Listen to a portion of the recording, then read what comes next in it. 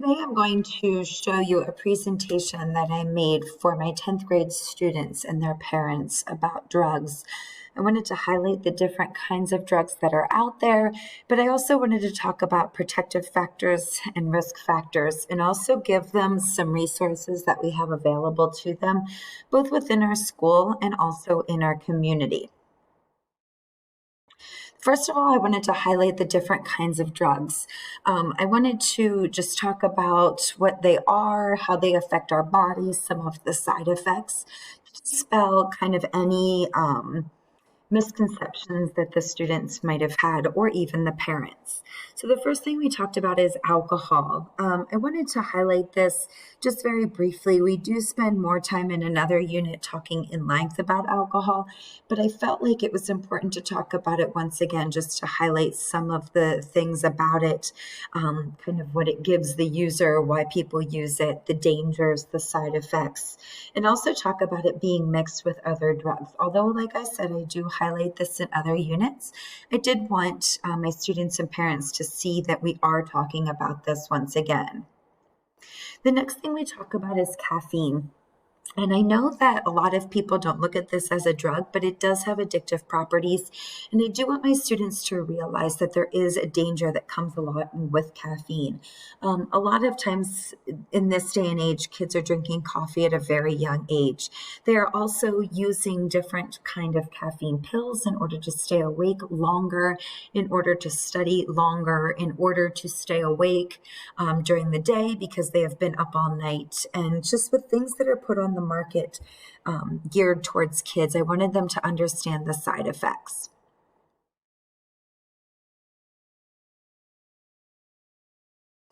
Then we take a look at ecstasy, and a lot of the times the kids don't realize exactly what ecstasy is. And I would definitely highlight the fact that ecstasy is also known as Molly, which is talked about a lot of times in music videos and songs. And so I wanted them to draw the connection between the two. I included this picture because I wanted them to know that ecstasy is typically crushed down into a powder form and then put into different kinds of pills and marketed as different things. So they might not be getting true ecstasy, and chances are they are not getting true Molly. So I wanted them to understand that. Look at the dangers that go along with it, because this is a club drug. A lot of times people are consuming it in very intense situations, intense dancing, kind of a rage situation, raves. And I wanted them to know that there are some negative side effects to ecstasy. The next one is hallucinogens. I talked about the two different kinds of hallucinogens. I gave the two examples there of the pill and also the blotter paper.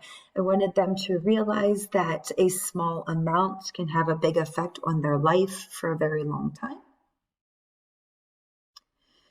With inhalants, this is one that a lot of times people don't realize exactly what it is.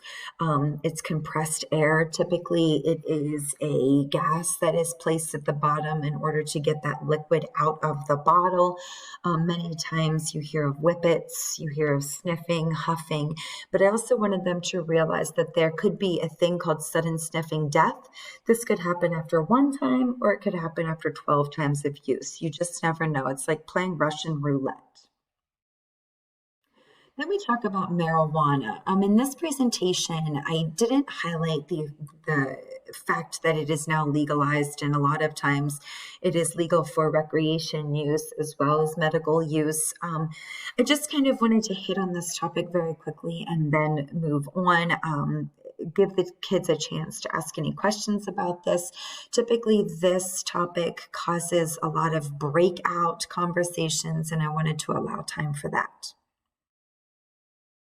The next one is opiates. This has taken on a lot of popularity. There's been a big discussion about opiates. So I wanted to highlight this. I wanted to be able to talk about the side effects. I wanted to talk about how people become very addicted to this. And then the reason why they can't stop, even when they see problems in their life, is because of these withdrawal symptoms. It just keeps them running back for more.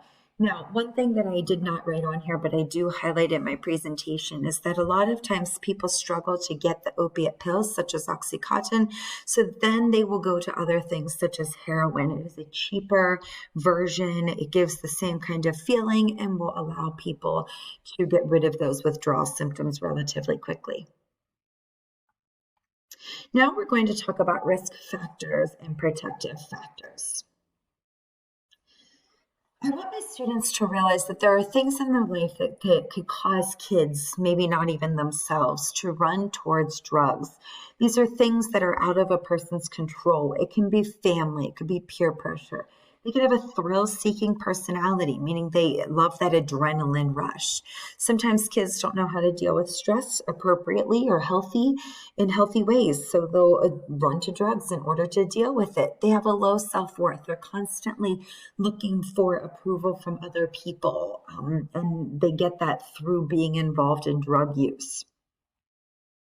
And then we talk about protective factors. Now, looking at protective factors, even though someone doesn't have control a lot of times over their risk factors, they do have control over their protective factors. So it can be how they see themselves, their self-worth, if they have parent involvement in their life, if they're involved in extracurricular activities.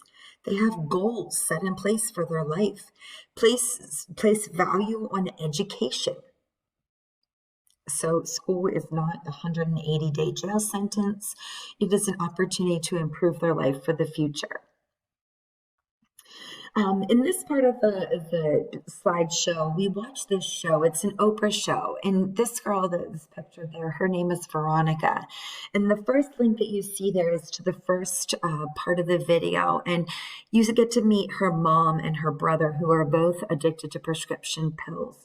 You find out how they both got in trouble with pills, how they got addicted, and kind of how they're struggling now that the addiction has taken over their life. And the second link that is on there, we get to meet Veronica, and we see some of the struggles that she has day to day, just living with a mother and brother who are addicted to prescription pills. But then we also take a look at her protective factors as well, and she mentions a few of them.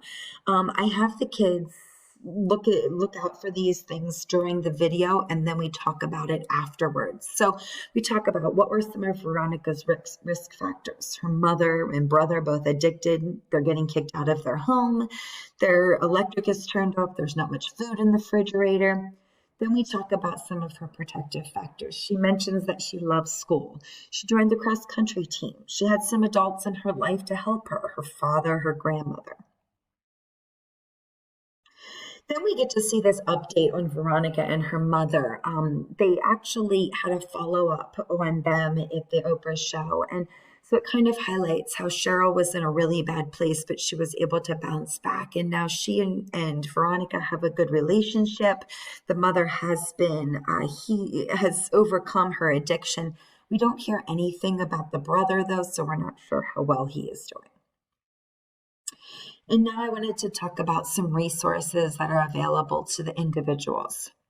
So in our school, we have 2 guidance counselors, and then we also have a social worker as well. Our 2 guidance counselors are there to talk. They can guide somebody to different kinds of resources. And then we have Miss Amanda, who is our person that you go to. She has different groups set up within the school to talk about certain concerns. She's able to have connections within the community to get help for our kiddos. And then here are the different community organizations out there that we have for drug treatment. All 3 of these are relatively close. The Beavertown, Conewango, and Gaudenzia, they are both in our town, so very, very close to us.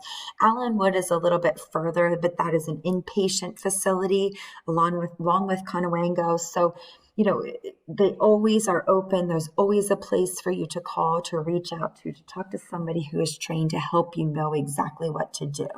That's the main thing. I want my kids, my students, to know that they are not alone and that they can reach out to people who can guide them through the process of finding what they need.